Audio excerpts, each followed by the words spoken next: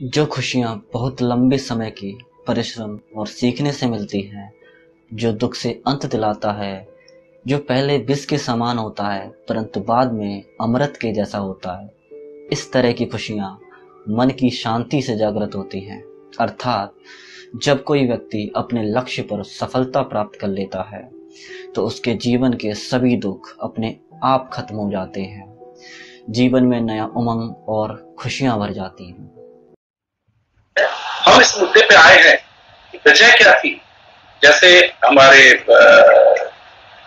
बताया गया कि जब तक हम वजह नहीं समझते, लेकिन जो आंखों से दिख रहा है, जो हमको टीवी शो में दिखा, उसकी मैं बात कर रहा हूं कि नेपोटिज्म पहले भी थी, लेकिन अब तो ग्रुपिज्म और नेपोटिज्म एक साथ हो गया। या तो नेपोटिज्म था या ग्रुपिज्म था, लेकिन अब पॉलिटिक्स, नेपोटिज्म और ग्रुपिज्म इतना हो गया है। और जब से ये जो आप लोग एक पैनल बना लेते हैं कि अवार्ड किसको देंगे नहीं देंगे, वो तो ऑलरेडी आप इस लड़के को कुछ भी नहीं दिया आपने, कुछ भी नहीं। आपको मैं बताता हूँ, चलिए मैं सीधा नाम लेता हूँ। आमिर खान साहब के भांजे, उनकी एक पिक्चर आई, क्यों आई, कैसे आई, तो उसके बाद लगातार फ्लॉप पे फ्लॉप पे फ्लॉप पे फ्लॉप पे, लेकिन उनको धक्का दे दे के उनको बूस्ट मिलता था, उनको प्रमोट किया जाता था, पूरा एक ग्रुप हो गया था। आप फिर से मैं बता रहा हूं, विवेक ओबराय को जॉबलेस बनाने वाला कौन है?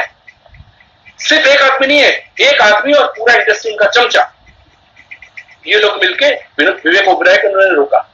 सो मैं आज यहां पे बैठा हूं तो दुख मैं कोने में जाके रो लूंगा उसके लिए, लेकिन यहाँ पे बैठ के घड़ियाली आंसू बहा के ट्विटर पे कुछ कहना और यहाँ पे आके घड़ियाली आंसू बहाना, मतलब मैं नहीं सह सकता उस चीज को।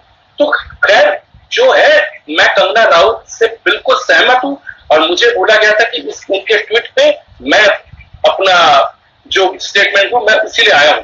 मैं किसी से ये देखने नहीं आया कि वो कितना महान था, कितना वो था, उसके जीवन को लेकर बात नहीं कर रहा हूं, मैं बस इस मुद्दे पे बात कर रहा हूं। इसके भूगे सब लोग हैं, सब लोग, और ज्यादातर मैं उन पेरेंट्स लोगों को दोष दूंगा। सुशांत सिंह राजपूत की मौत ने हम सबको झंझोड़ के रख दिया है, मगर कुछ लोग जो इस चीज में माहिर हैं कि कैसे पैरेलल नैरेटिव चलाना है, वो इस तरह से चला रहे हैं कि हाँ, जिनका दिमाग कमजोर होता है वो ये डिप्रेशन में आते हैं और सुसाइड वगैरह कमिट करते हैं। जो बंदे ने स्टैनफोर्ड की स्कॉलरशिप, वो रैंक होल्डर है in his entrance for engineering, उसका दिमाग कमजोर कैसे हो सकता है? अगर आप देखें उनके कुछ लास्ट पोस्ट, वो क्लियरली कह रहे हैं कि लोगों को बैक कर रहे हैं कि प्लीज मेरी फिल्में देखो, मेरा कोई गॉड फादर नहीं है, मुझे निकाल दिया जाएगा इस इंडस्ट्री से। अपने इंटरव्यू में वो जाहिर कर रहे हैं कि मुझे क्यों नहीं ये इंडस्ट्री अपनाती है, I feel like a left over. तो क्या इसमें इस हादसे की कोई बुनियाद नहीं है? किस तरह से अगर किसी और स्टार किड ने इस तरह से 6-7 के साल के स्पैन में काय पोचे जैसे उनको कोई डेब्यू की कोई एक्नॉलेजमेंट, कोई अवार्ड नहीं मिला, या केदारनाथ या धोनी या छिछोरे जैसी फिल्म, एक गली बॉय जैसी एक वाहियात फिल्म को सारे अवार्ड मिलते, Chhichhore is the best film and the best director, उनकी फिल्म को कोई एक्नॉलेजमेंट नहीं। हमें आपसे कुछ नहीं चाहिए, हमें आपकी फिल्में नहीं चाहिए, लेकिन जो हम खुद करते हैं आप हमारे एक्नॉलेजमेंट क्यों नहीं हमें देते हैं? मुझे इनकी फिल्में, मैं जो खुद फिल्में डायरेक्ट करती हूँ, उनको सुपरहिट फिल्मों को ये फ्लॉप घोषित करते हैं। मुझ पे 6 केसेस क्यों डाले गए, क्यों मुझे जेल में डालने की कोशिश की गई? और मुझे इनके जो चमचे जर्नलिस्ट हैं, वो सुशांत जैसे लोगों पे जो ब्लाइंड आइटम्स लिखते हैं कि वो साइकोटिक है, न्यूरोटिक है, एडिक्ट है। संजय दत्त की एडिक्शन तो आपको बहुत क्यूट लगती है।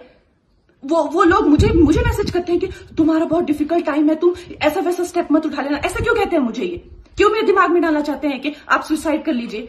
तो ये सुसाइड थी कि ये प्लान मर्डर था? लेकिन सुशांत की गलती यही है कि वो उनकी बात मान गया। उन्होंने कहा तुम वर्थलेस हो, वो मान गया।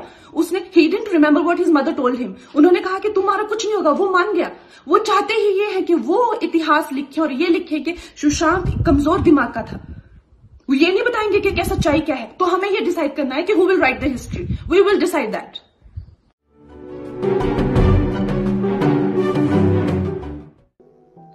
एक ऐसा व्यक्ति जिसके पास पैसा, सक्सेस, फैंस, वो सब कुछ है जो इस दिखावटी दुनिया में जीने के लिए चाहिए, मगर वो व्यक्ति अपने आप से इस हद तक मायूस हो जाता है कि अपनी सक्सेसफुल लाइफ से हार कर सुसाइड कर लेता है। गाइस, मैं बात कर रहा हूँ self made actor Sushant Singh Rajput ji की। ऐसा एक्टर जो अपने दम पर अपने सोचे हुए मंजिल तक पहुंचा और वहां पहुंचने के बाद उसे पता चला कि जैसा उसने सोचा था उसकी मंजिल की सच्चाई उससे बिल्कुल विपरीत है। दोस्तों, मानसिक अशांति एक ऐसी चीज है जो अगर बढ़ जाए तो इंसान को आत्महत्या करने पर मजबूर कर देती है। पिछले कुछ दिनों से सुशांत यही सबको क्लू देने की कोशिश कर रहे थे, जो कि किसी ने नहीं समझ पाया। उनके इंस्टाग्राम की बात करें तो उनकी इंस्टाग्राम की लास्ट पोस्ट और बाकी की पोस्ट यह दर्शाती हैं कि वो एक रियल मेंटल अटैचमेंट की तलाश में थे जो उनको नहीं मिल पा रहा था। अपना ध्यान इसी वजह से अपनी हॉबीज, साइंस में पूरी तरीके से लगाए हुए थे, जो कि उन्हें आइसोलेट करने का एक तरीका था। वो अपने रिलेशनशिप को लेकर काफी मानसिक तनाव में भी रहते थे। उनके नौकर और दोस्तों ने बताया कि उनका व्यवहार पिछले कुछ दिनों से सामान्य नहीं था। वो किसी गंभीर मानसिक तनाव से ग्रस्त थे। उनके बिहेवियर में जो बदलाव था उससे इस बात को कहा जा सकता था। जब आप किसी चीज के लिए मेहनत करते हो और अपने को उस काबिल बनाते हो और फिर भी आपको वो वजूद नहीं मिलता है क्योंकि आपका बैकग्राउंड कमजोर है, तो इंसान टूट जाता है अंदर से। कई बार सुशांत ने इस बात का जिक्र डायरेक्टली एंड इनडायरेक्टली अपने इंटरव्यूज में किया था। उन्होंने बताया कि उन्हें बॉलीवुड एक फैमिली की तरह एक्सेप्ट नहीं कर रहा था। कहीं ना कहीं कोई कमी, उनके साथ कोई ना कोई भेदभाव वहाँ पे हो रहा था, जिसकी वजह से वो काफी परेशान थे। उनकी मूवीज, जो कि हर एंगल से एक लायक मूवी होती है, उन्हें उस लेवल का अवार्ड नहीं मिलता जिस लेवल का उसे मिलना चाहिए। तो ये एक तरीका डिस्क्रिमिनेशन है, एक तरीके का भेदभाव है, जो अगर किसी के भी साथ किसी इंडस्ट्रीज में होता है तो गाइस वो पर्सन बहुत ही ज्यादा डिप्रेशन में आता है। और जब आदमी डिप्रेशन में आता है तो उसका दिमाग ठीक से काम नहीं करता है। बहुत सारे एक्टर इस बात पे अपनी सांत्वना दे रहे हैं, अपने श्रद्धांजलि दे रहे हैं, मगर जब तक बंदा वो जिंदा था तब तक उसकी कोई वैल्यू नहीं थी। तब तक उसे इग्नोर किया जाता था, उसको बॉयकॉट किया जाता था। मगर जब अब वो चला गया तो पब्लिसिटी के लिए अपने अपने बयान दिए जा रहे हैं। जब इंसान आंतरिक रूप से, मानसिक रूप से इस तरीके से टॉर्चर किया जाता है तो वो पर्सन डिप्रेस्ड होकर के ऐसे कदम उठाने पे मजबूर हो जाता है। और फिर बोलते हैं जब तक इंसान जिंदा है तब तक उसकी कोई वैल्यू नहीं है, मरने के बाद इंसान बहुत अच्छा था।